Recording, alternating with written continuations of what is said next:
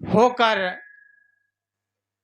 समाज को विकसित और सुरक्षित करने वाले माटी में आप लोगों को जीने का अवसर प्राप्त हुआ है।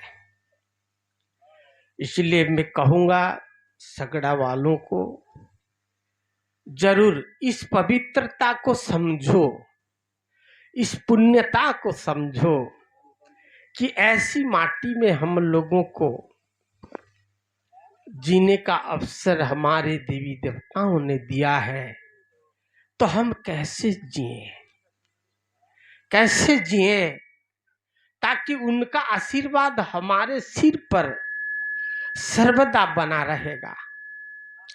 ये भाव को लेकर यदि जिस दिन आप पूरे सगड़ा के निवासियों ने आशीर्वाद के लिए ललायत होकर के जिएंगे, मैं तो दावा के साथ कहूंगा उस दिन ये सगड़ा धन में भी समृद्धि, बुद्धि में भी समृद्धिशाली गांव बन जाएगा। बोलो प्रेम से।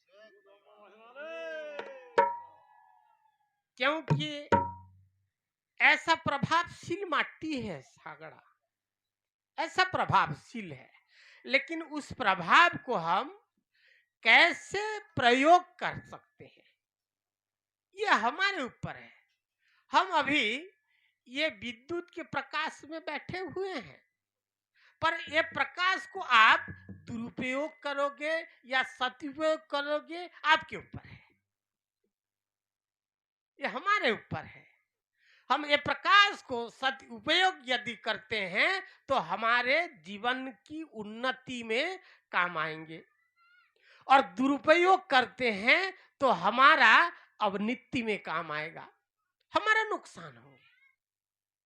उसी प्रकार ये विकसित माटी है। इस विकसित माटी में आप लोगों को जीने का, रहने का, खाने का, पीने का अवसर मिला है। तो इसको यदि आप सदुपयोग में जिस दिन आप लगाने का प्रयत्न करेंगे, उस दिन मैं तो गारंटी के साथ कहूंगा निश्चित रूप से ये 84 गढ़ देवी देवता का आशीर्वाद इस मिट्टी में है। उस आशीर्वाद को आप लोग अगर सही तरीका से प्रयोग करना चालू कर दोगे तो घर घर में धन, घर घर में संपत्ति, समृद्धि हो जाएगा। बोलो प्रेम से गुरु महिमा। अलेखा। इतना ही नहीं, साथ ही साथ सर्वश्रेष्ठा सर्वश्रेष्ठा सच्चिदानंद घन परमात्मा अलेख स्वामी का भी इस गांव के लिए पूर्ण आशीर्वाद है, जो कि आज को लगभग 3-4 साल हो गया गुरुदेव का आशीर्वाद प्राप्त हो रहा है। इसलिए कितना और अभाग्य आप लोगों का है। बोलो सच्चिदानंद गुरु ब्रह्मा हिमालेखा। इसलिए मेरे सज्जन बंधुओं, ऐसी पवित्र और पुण्य अवसर को खोना नहीं, खोना नहीं। सुन लो धर्म की अमृत पुकार, सुन लो धर्म की अमृत पुकार, सहजना जीवन में बन के उदार होता है। उस व्यक्ति महायोगी कहलाता है, महायोगी। तो बाह्य योग कौन सा है? बाह्य योग वो है कि सुकर्म एवं सुवचन, सुकर्म एवं सुवचन। हमारे कर्म सुंदर हो, हमारे आचरण सुंदर हो, हमारे व्यवहार सुंदर हो, हमारे चलन सुंदर हो, हमारा खान पान सुंदर हो, ये कर्म है।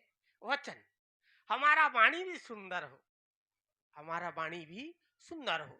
यदि कर्म और वाणी हमारा अगर बुरा होता है तो तुम जितना सिद्धि संत होने से भी दुनिया में लोग तुमसे दूर होते जाएंगे।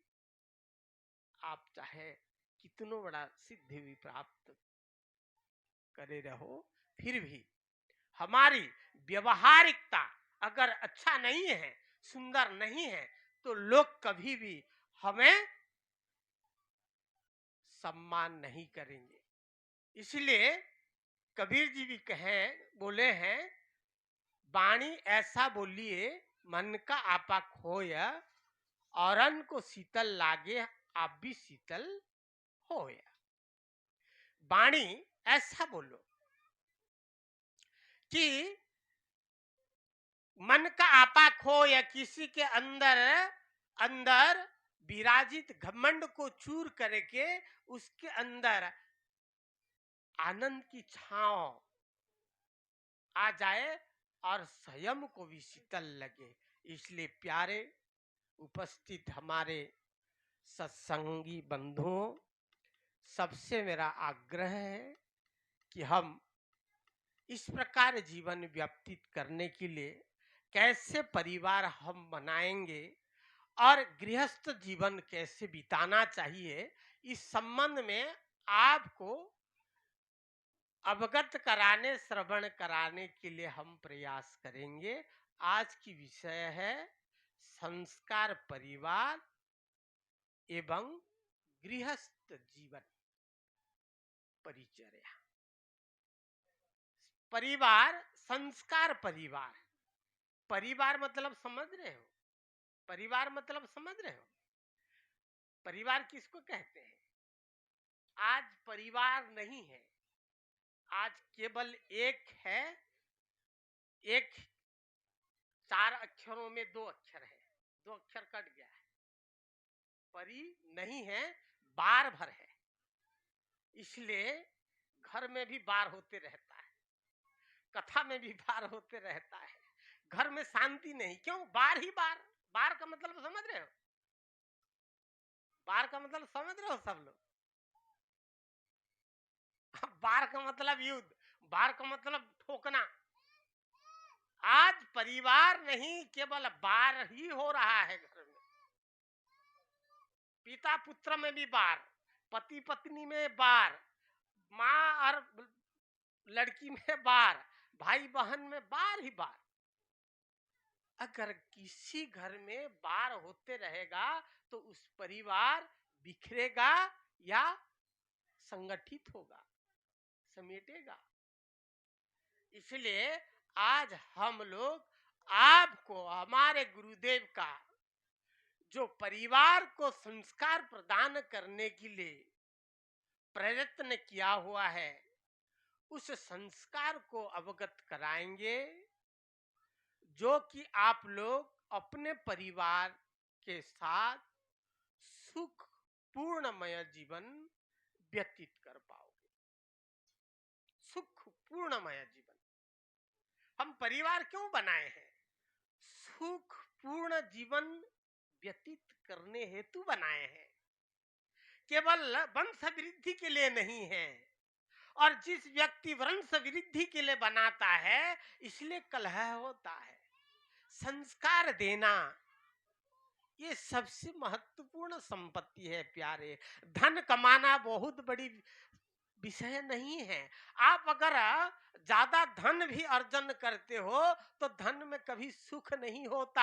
आपके अगर 2-4 बेटे, 4-5 भाई हो जाते हो, वो धन के कारण आप परस्पर में लड़ाई, आज जीवन आपको सुख ही नहीं मिल रहा है। आप सब जीवन में भी उपभोग कर ही रहे हो रहा है। ऐसे धन कमाना किस काम की, जहां सुख नहीं अपने मन की। इसलिए धन के साथ संस्कार जरूरी है। अगर संस्कार नहीं है तो सुख नहीं है। इसलिए हम आज आप लोगों को संस्कार परिवार एवं गृहस्थ जीवन के बारे में विमर्श प्रदान करेंगे। बोलो प्रेम से गुरु महिमा।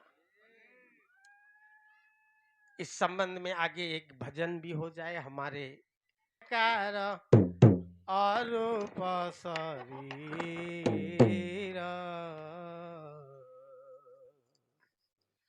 बंदई जौनकार अरूप शरीर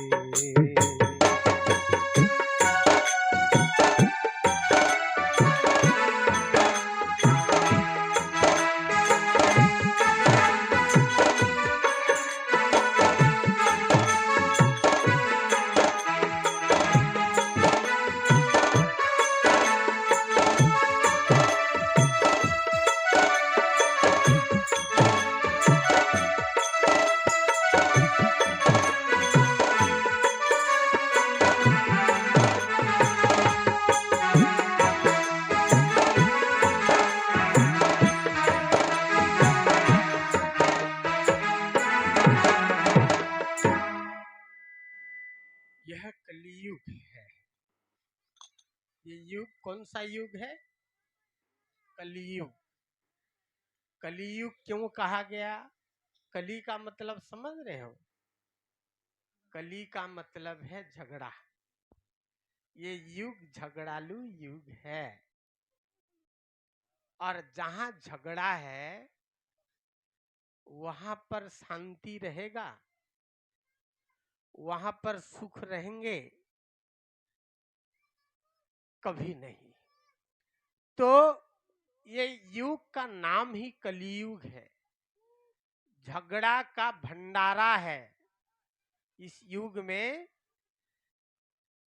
किसका भंडार है? झगड़ा का भंडार है। और भांति भांति प्रकार विषयों को लेकर के झगड़े होते ही रहता है। धर्म के नाम पर झगड़ा चल रहा है, जाति के नाम पर झगड़ा चल रहा है। जिस धर्म समाज को, व्यक्ति को झगड़े से ऊपर निकालने के लिए धर्म है, तो आज धर्म धर्म के लोग झगड़े हो रहे हैं, साधु साधु के झगड़ा चल रहा है परस्पर। तेरा धर्म बड़ा, मेरा धर्म छोटा, ये मेरा धर्म बड़ा, इस प्रकार सब धर्मावलंबियों में भी मतभेद रूपी झगड़ा चल रहा है। समाज में, मनुष्य समाज में उच्च नीच का झगड़ा चल रहा है। परिवार में जमीन जायदाद, धन संपत्ति का झगड़ा चल रहा है। आज झगड़ा ही झगड़ा, हर जगह झगड़ा है। राजनीति क्षेत्र में पार्टी पार्टी में झगड़ा, ऐसी अनेकों प्रकार झगड़े पूरा संसार में भर चुका है। तो ये झगड़ा रूपी नरक से कैसे हम उद्धार पाएंगे? झगड़ा वास्तव में एक नरक के सदृश है, नरक के सदृश है। इसलिए इसको, इस युग को मलयुग भी कहा गया। मलयुग, मलयुग भी कहा गया। संत कवि जी ने तो और भी कहा, ये अप्रस्तुत युग है। अप्रस्तुत, अप्रस्तुत मतलब समझ रहे हो? नहीं समझ रहे हो ना? अप्रस्तुत, प्रस्तुत, प्रस्तुत मतलब पहले से रेडी रहना, सावधान रहना, तैयार होके रहना, ये है प्रस्तुत। तैयार मतलब प्रस्तुत, जो तैयार होके रहना चाहिए मनुष्य। आज ये युग में ऐसा व्यक्ति कोई नहीं है, कोई नहीं है। हमको लगता है ये ज्यादा पढ़े लिखे हैं, वो भी प्रस्तुत नहीं है। भले पढ़े लिखे हैं, ये बड़ा नेता है, वो भले नेता है, पद में है, पर वो प्रस्तुत नहीं है, अपने पद में मस्त है, अपने पद में मस्त है। ऐसे हर व्यक्ति, कोई साधु है अपने पद में वो भी मस्त है, अपने कथा में वो भी कथाकार मस्त है, कोई कलाकार अपने कला में मस्त है। हर व्यक्ति अपने अपने क्रियाकलापों में संयम को अच्छा समझते हुए और व्यक्ति सोए पड़े हुए हैं, कोई जागृत नहीं है, प्रस्तुत नहीं है। ये अप्रस्तुतता भविष्य के लिए बहुत बड़ा नुकसान प्रदान करने वाला है। इसलिए सत्य, महिमा, धर्म सभी को प्रस्तुत करने आया है, सबको तैयार करने आया है